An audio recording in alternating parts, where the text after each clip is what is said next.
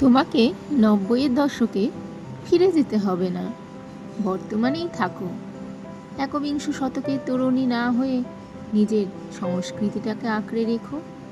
সুগন্ধি তেল দিতে অস্বস্তি লাগলে শ্যাম্পু করেই রেখো।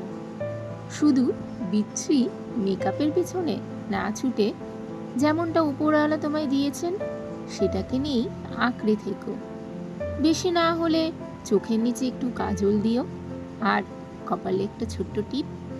মোবাইল ফোনের এই যুগে ল্যান্ড ফোনের দিকে ছুটে যেতে হবে না, শুধুমাত্র হাতে ফোনটা একটু কম রেখো। সেলফিটা না হয় একটু কমই তুলো, সামনে না হয় কয়েক মিনিট আয়নার সামনে একটু বেশিই থেকো। বিশেষ দিনে শাড়ি তো এখনো পরো, না হয় একটু বাড়িয়ে নিও। বর্তমানেই থেকো, তোমাতেই থেকো, তোমার অস্তিত্বেই থেকো।